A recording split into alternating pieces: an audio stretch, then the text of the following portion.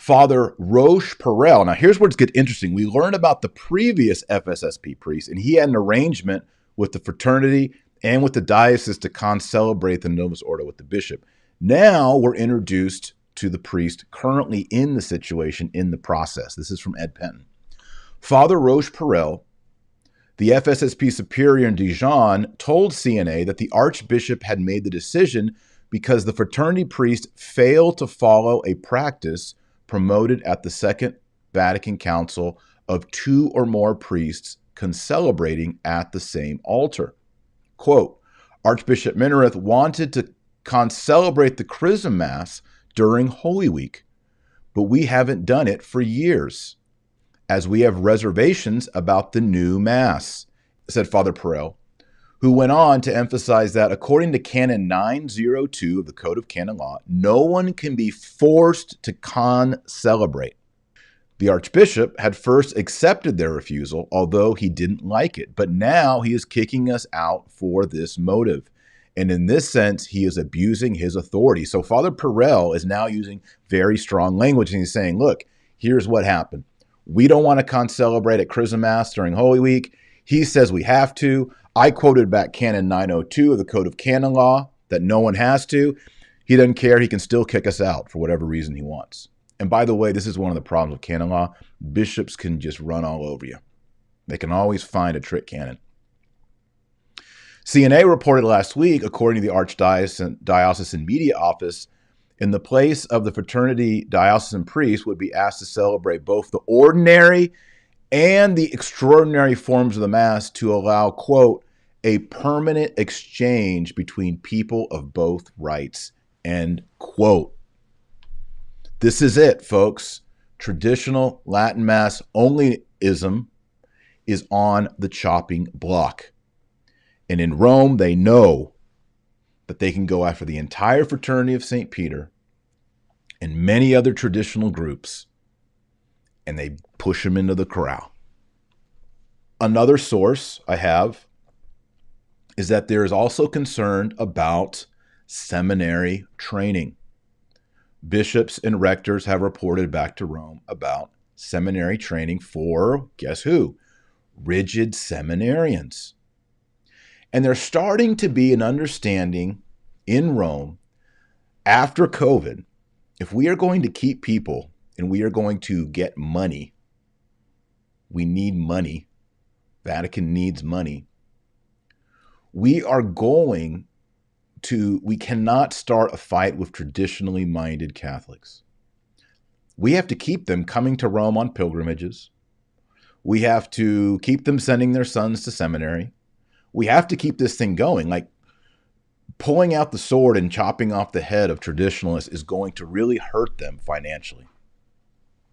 And it's also killing vocations. And it's kind of neat that by 2021, the liberals have started to realize that their experiment from Vatican II is running out of gas. So there's a compromise there as well. Well, let's let young men study more Latin, and maybe in certain situations, let's let them learn the traditional Latin Mass.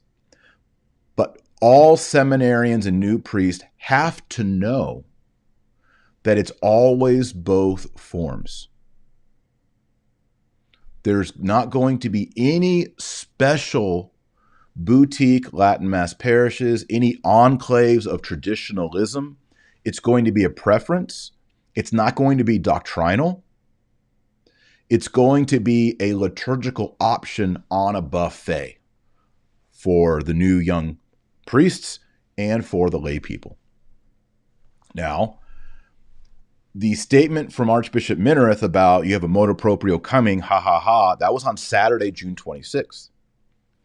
On Monday of this week, June 28th, so 2 days later, after Minerath said that to the lay people, we have Cardinal Parolin. Cardinal Parolin is the Secretary of State.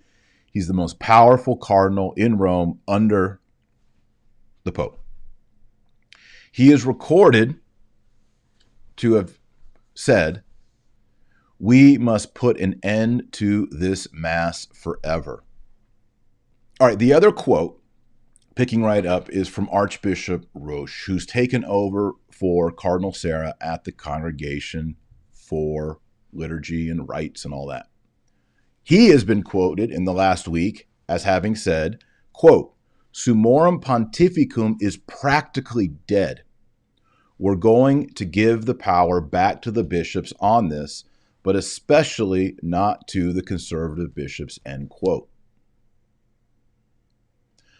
Now, I'm not so sure I trust that quote either because I don't know the source. However, I have met Archbishop Roche before. I don't trust him, and he is very. I've been in a discussion, hour-long discussion, with him on liturgy, on communion in the hand, ad orientem, Latin translations, and he's very liberal. He's saying Summorum Pontificum is practically dead. And if this is a real quote, I think it actually does fit into what we're talking about today. That is, Summorum Pontificum is not going to be killed off. Summorum Pontificum will be practically dead. In other words, the practice and the implication of it is going to be somehow mitigated by something else. And the something else is Latin Mass exclusive priests and Latin Mass exclusive parishes are over. Now, obviously, the different groups, Institute of Christ the King, Fraternity of St. Peter, SSPX, and there are others that are smaller. And then, of course, the diocesan TLMs.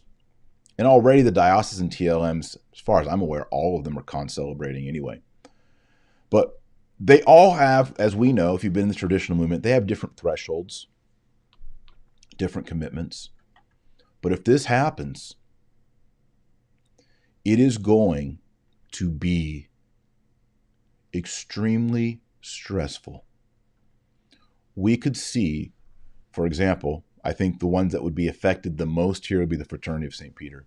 We could see parishes, buildings that have been built by the lay people supporting the Fraternity of St. Peter stripped away and removed.